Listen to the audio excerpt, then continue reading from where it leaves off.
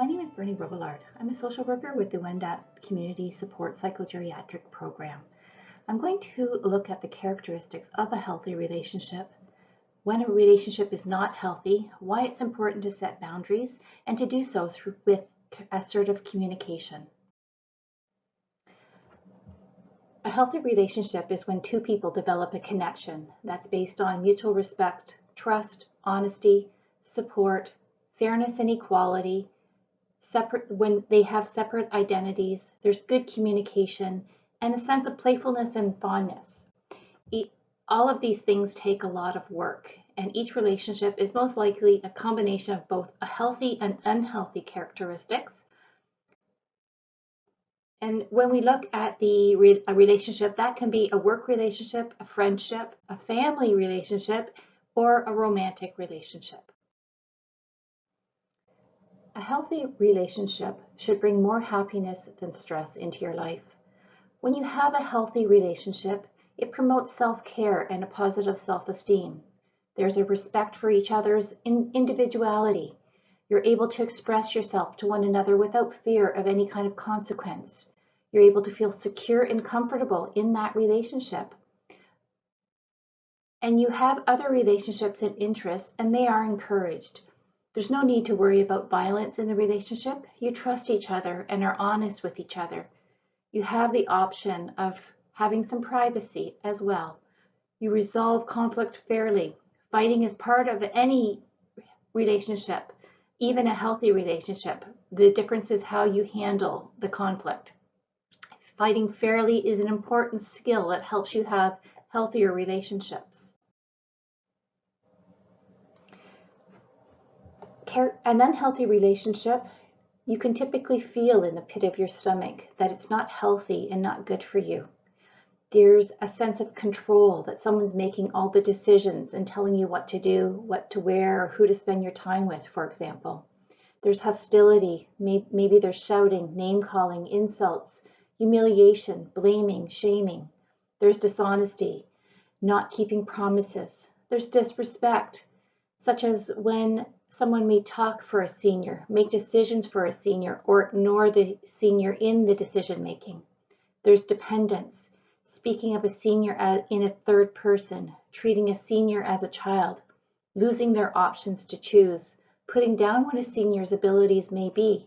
There could be intimidations, threats to place in a long-term care home or mental health facility, or threats of physical harm or withholding basic needs.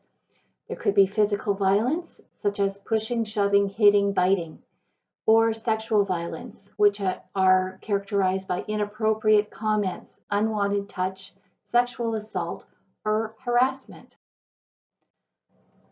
Healthy boundaries are rules or limits that a person sets for themselves that is reasonable and safe for them. It's ways for others to communicate and act with them, and it's your expectations of others in their treatment of you. Why is it important to set boundaries? It helps to promote self-care and self-respect. It's a means to communicate your needs in a relationship, to set the limits in a relationship in a way that is healthy. So how do you set a healthy boundary? When you identify the need to set a boundary, do it clearly, calmly, firmly, and respectfully, and in as few words as possible. Do not justify, get angry, or apologize for the boundary you are setting. You're not responsible for the other person's reaction to the boundary being set. Those who may be accustomed to controlling, abusing, and or manipulating you might test you, but remain firm. Remember, your behavior must match what you are saying. A boundary is not set when you apologize. At first, you may feel selfish, guilty, or embarrassed about setting the limits, but do it anyway, and remind yourself you have a right to self-care. It takes practice and determination. Anxiety, fear, and guilt can prevent you from taking care of yourself. When you feel anger or resentment or find yourself whining or complaining, that could be a good indicator of the need to set a boundary. Listen to yourself, determine what you need to say, and communicate assertively.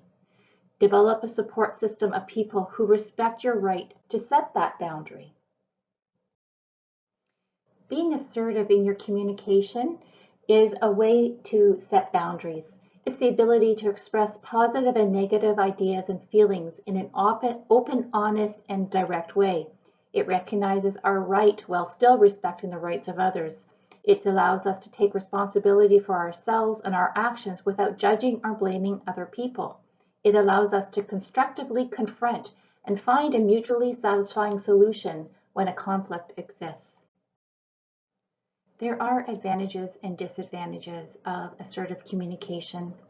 The advantages far outweigh the disadvantages. When you're speaking assertively, you feel good about yourself and others. You develop a mutual respect with someone. It increases your self-esteem and reduces your anxiety in that relationship. You achieve your goals and protect from being taken advantage of.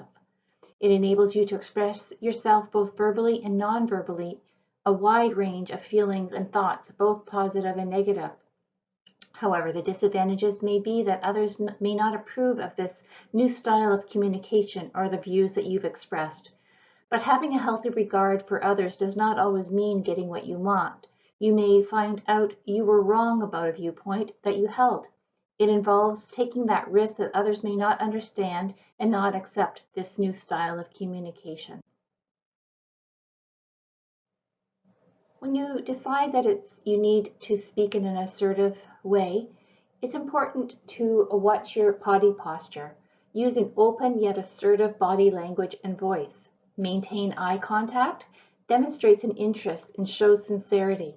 Think before you speak and watch your tone of voice. A well-modulated tone is more convincing and acceptable. It is not intimidating. Don't apologize. It's not warranted. Remember, it's okay to say no.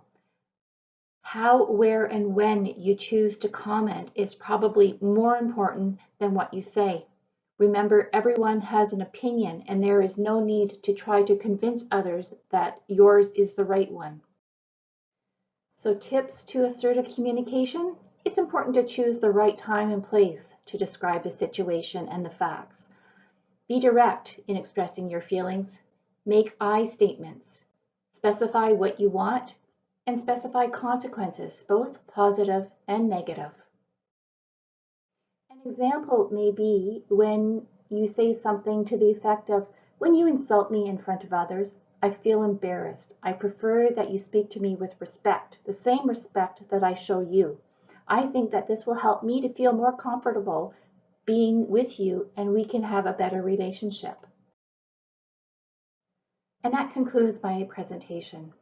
Should you wish to engage in counseling yourself and wish to look into whether or not you're in a healthy relationship and assistance to set boundaries and to develop some assertive communication, please contact WENDAT programs if you're 65 plus.